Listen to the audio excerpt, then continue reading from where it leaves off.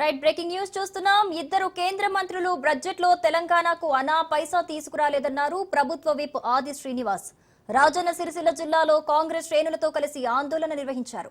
Budget లో తెలంగాణపై వివక్ష చూపారని ఆగ్రహం వ్యక్తం చేశారు.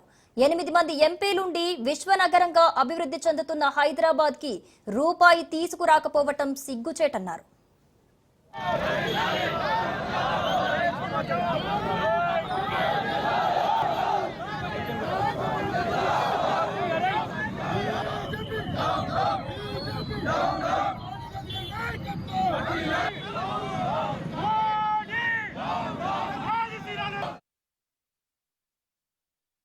తెలంగాణ ప్రజలు 8 మందిని భారతీయ జనతా పార్టీ ఎంపీలుగా గెలిపించి కేంద్రం పంపిస్తే ఇద్దరు కేంద్ర మంత్రులు కూడా ఉండి అన్నా పైసా బడ్జెట్లో తీసుకురావడంలో వైఫల్యం చెందిన సందర్భంలో ప్రజల పక్షాన మా నిరసన మా ధర్నా రూపంలో కేంద్ర ప్రభుత్వానికి చెప్పడానికి ఈరోజు ధర్నా రూపంలో ప్రయత్నం చేసిన మాట సందర్భంగా చెబుతూ కేంద్ర బడ్జెట్లో బీహార్ అని పలుమార్లు వినిపించిన సందర్భం అంటే అక్కడ ఎన్నికలు ఉన్నాయి కాబట్టి మన దేశ సంపదను ఎన్నికలు ఉన్న ప్రాంతాలకే తరలించడం అనేది మనం చూస్తున్నాం. తెలంగాణ నుంచి పన్నుల రూపంలో వెళ్ళిన డబ్బును తిరిగి బడ్జెట్ రూపంలో ఇవ్వాల్సినటువంటి బీజేపీ బయ్యార ముప్పు ఫ్యాక్టరీ కోసం ఎన్నో సార్లు మొరబెట్టుకున్నా పట్టించుకొని వైజాగ్ స్టీల్ ఫ్యాక్టరీ గురించి మాట్లాడుతున్నాం. పాలమూరు రంగారెడ్డి జాతీయ ప్రాజెక్టు కోసం పలుమార్లు ముఖ్యమంత్రి నాయకత్వంలో ఉత్తమ్ కుమార్ రెడ్డి గారి నాయకత్వంలో మాట్లాడితే పోలవరానికి నిధించేటువంటి కార్యక్రమం చేస్తాం. ఫోర్త్ సిటీగా